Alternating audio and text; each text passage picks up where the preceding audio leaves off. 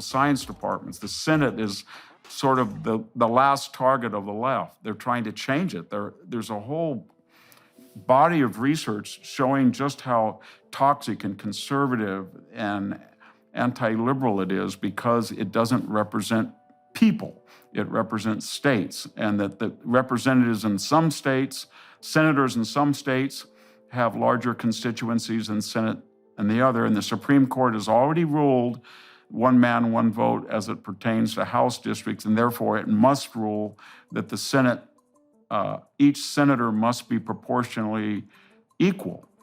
Yeah, well, it's not that, look, you can see that the idea of a distributed democracy has an instantaneous intuitive appeal. It takes a lot of sophisticated thinking before you can understand that there have to be intermediary institutions, right? And part of the purpose of a humanities education was to give people that wisdom. Absolutely. Say, look, the problem with radical democracy is that it can degenerate into rule by the mob, yes, like impulsive rule by the mob. And that's the danger of populism, for example, of an untrammeled populism. And so you need intermediary institutions. You can kill Socrates and one they have day to be set up. Vote to kill Socrates by a majority vote of the court, or you can vote to kill all the Middle-Indians on Monday and then decide the next day you don't want to do it and send a ship after the first trireme because the entire assembly has flipped in 24 hours from being murderous to semi-murderous. Right. And that was what our founders knew, that it was very dangerous, but that knowledge is completely absent in this younger generation because the sources of that transmission in history departments or political science departments or government departments is not there anymore. And it's not there at K through 12. There is no civic education anymore. There's no body of music and art and tradition and literature and poetry that each do their part to make a citizen aware of how unique the system was. And so that's what I find really frightening is this collective amnesia in this generation especially. It took a long time, but this generation is the first that I've been aware of that is completely amnesiac about the past. It hates the past. It feels that history's melodrama.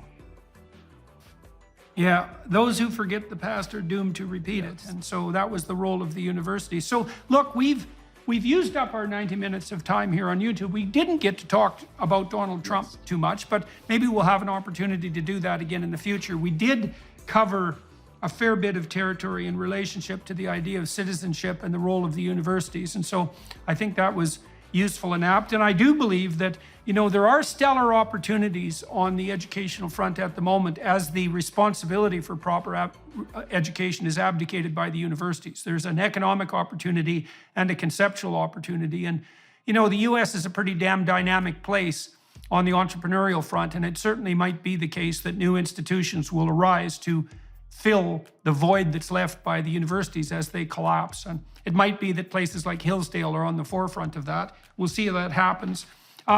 Thank you very much for agreeing to talk to me today. And to all of you who are watching and listening on YouTube and associated podcasts, I'm going to talk to Dr. Hansen for another half an hour on the Daily Wire Plus platform. I like to delve into people's biographies to see how their career got its start and how it developed across time. And so we'll delve into that. And it's a pleasure meeting you, sir. And thank you very much for agreeing to talk to me and to everyone else today. And Happy New Year to you. And we'll flip over to the Daily Wire Plus side. Goodbye, everybody who's watching and listening.